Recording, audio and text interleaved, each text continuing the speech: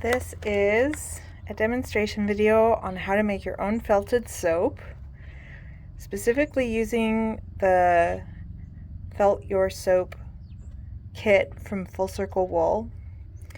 But you can also use these instructions with most other bars of soap and wool. So you can use this either as your guide for the kit or as a guide for doing it with your own materials.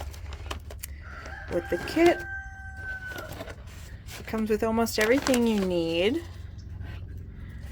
It's packaged in really low impact biodegradable materials, no plastics. So you're gonna open up your kit. You're gonna get a bunch of things, including directions. I'm going to walk you through these steps. So the only other thing that you need besides the kit is a bowl of water, and it's nice to have a little towel, a little hand towel off to the side for use. In the kit, you're going to get, of course, your bar of soap.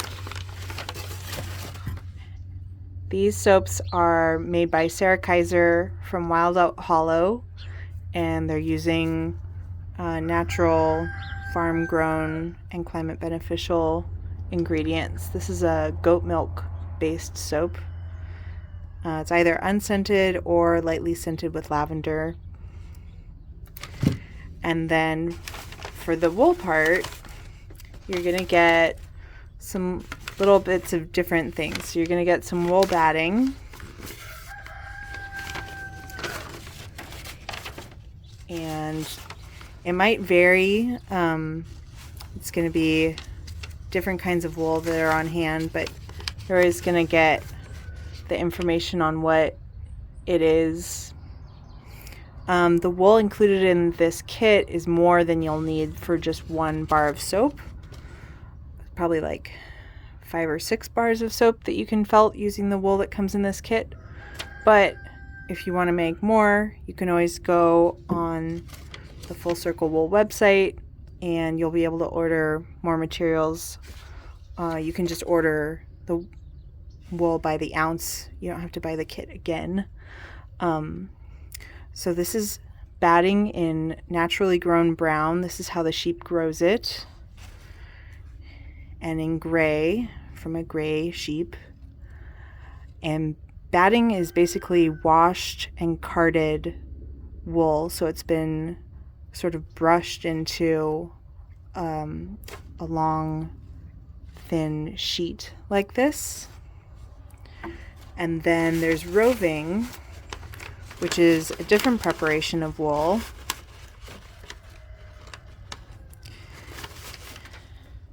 It's a bit similar in that it's still washed and carded, but then it's also been combed into a long, thin line like this. And I like the description of roving as yarn before it's yarn. So once it's spun, then it's yarn. But before it's spun, it's roving. And again, you're going to get the information for each. Every kit's going to be a little bit different, but it's all going to include an ounce total of different kinds of wools that you can use for your soap. And finally, there's washed locks. So washed locks are just washed. They haven't been combed or carded or anything like that. So you still get the lock structure. This is what this wool looks like when it was on the sheep, minus the lanolin and some of the dirt. And that's just really beautiful to work with for, doing patterns or details or things like that. So you're going to get a mix of those that you can utilize. So first, to get started, we're going to take our bowl of water and we're going to take our soap and we're going to choose a batting. I'm going to start with gray. So you're going to use the batting to start out with because that's the easiest way to sort of evenly cover all the surfaces of the soap. And like I said, you're going to get more wool than you need for just one soap. And a common error that people make with making felted soaps is they put way too much wool on, and then you have trouble getting the soap to lather out because there's so much wool on it. It really only needs a very thin amount. So then I'm just going to gently pull apart or open up the fibers of the batting so it's as smooth and even as I can get it. And then I'm going to wrap my soap in it. Again, trying to keep it nice and even. I'm trying to avoid having too much wool built up in some places and not enough in others. So I'm going to tear this, just pull that off. Oops.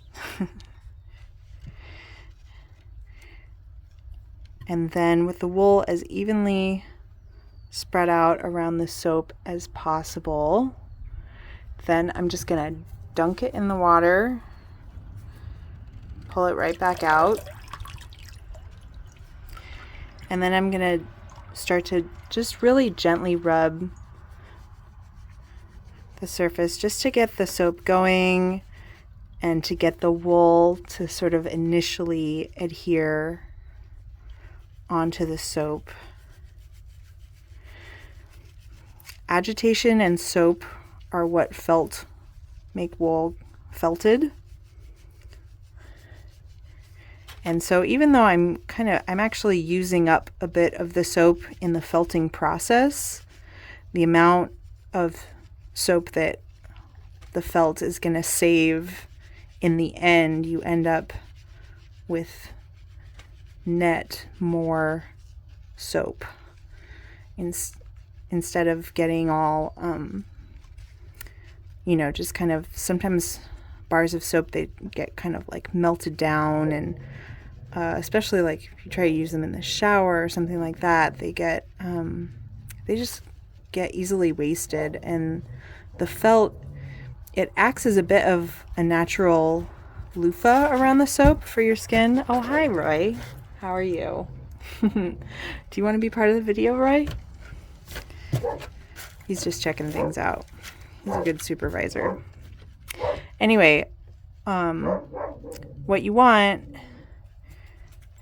is for the wool to just cover the whole surface so you get both a loofah effect when you're washing with it, but it also protects the soap and keeps it from just melting away. So felted soap is really good for the shower. It's really good for taking with you traveling. You can just throw it in your bag and it's fine. It's not gonna like get all messed up with all your clothes and things like that. Felted soaps are also a really good project to do with kids. They love doing this kind of thing. It's very sensory. So after about a minute or so of that, I've got the wool adhered. It's stuck on the soap. It's not super well stuck on. Like you can see, I can still kind of like pull it off. If I needed to, I could just pull this whole thing off. So at this point, if you want to do a design or add more wool for pattern, this is a good time to do it. Otherwise, if you're just going to stick plain and minimal, you're just going to keep rubbing it for another minute or two until you can't really pick up the wool off the soap anymore. So I'm going to show how to do a little bit of a design. Let's see here. I think I'm going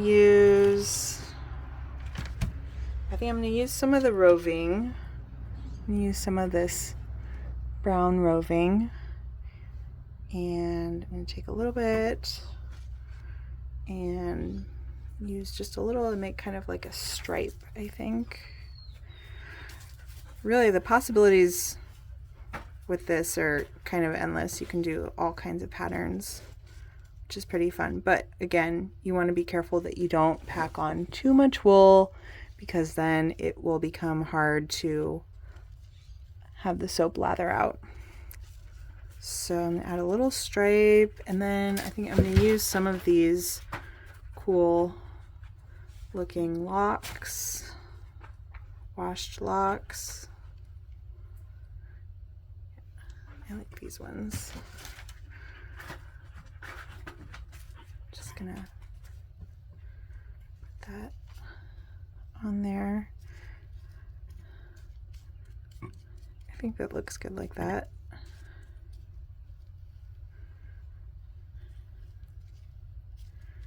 And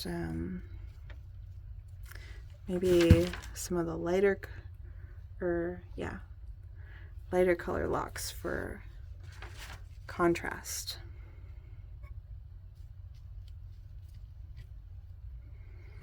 Again, sometimes it's good to open up the fiber just so that you get like an even amount of coverage.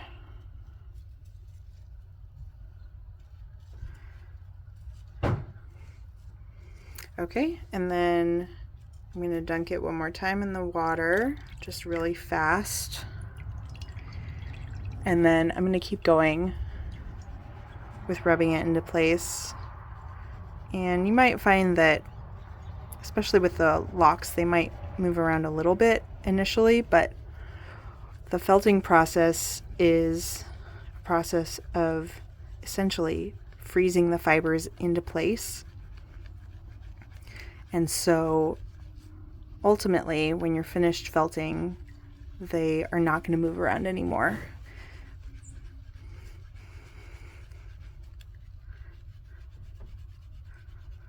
So I'm going to keep going. Make sure you do all the sides reasonably evenly.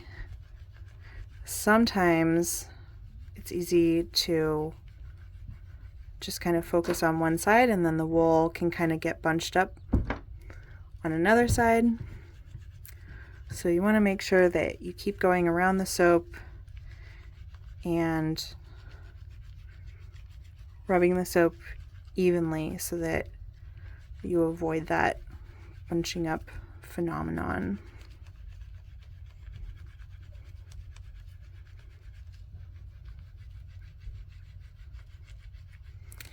It's probably going to be about 2 minutes that you're going to do this until you get to a point where it's basically stable and you can't like pick the pieces of wool up anymore. And you can test that by just pulling on it. So that, yeah, I want to keep going. Felted soaps also make really great gifts. They're pretty easy and simple to do. They're very beautiful, but also very functional. And they're good for fitting in like a stocking or something like that. And they're like a really nice, thoughtful gift. You don't have to have like tons of artistic talent or anything to make them look beautiful. But it's a really thoughtful, homemade kind of gift that you get in the end.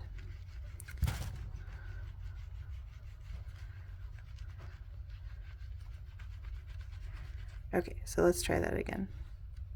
It's still pulling up a little bit. The roving is pulling up more. So I'm going to keep going.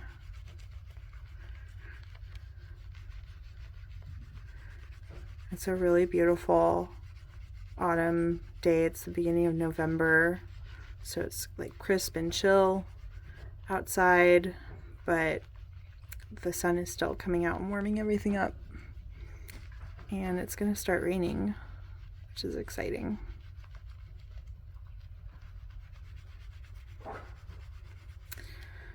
Felt also helps inhibit the growth of molds and bacteria, so it doesn't like get moldy or go bad or anything like that when it's around the soap, even if it doesn't fully dry out between uses, which is one of the really great attributes with wool.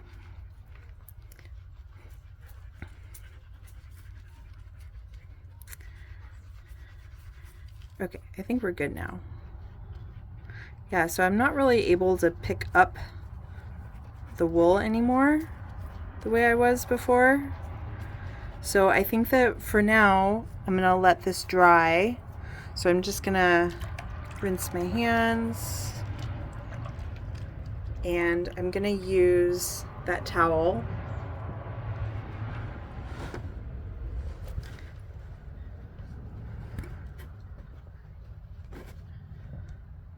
and put my water aside, and then I'm just gonna lay my felted soap out on a towel, let it dry, and then once it's dry, I'll try it again and see if any of the wool is like moving around or anything like that. I'll give it another dunk in the water and keep rubbing on it a bit, and then it's good to go. And with use, you're just gonna felt it that much more, so it's okay if it's not perfectly felted on there initially, because you're just going to use it and it's going to get more agitated and more felted on there. So there you go. That's our felted soap demo. Check out the Full Circle Wool website and you can get your own kit and materials, and it will come to you in the mail with all the instructions.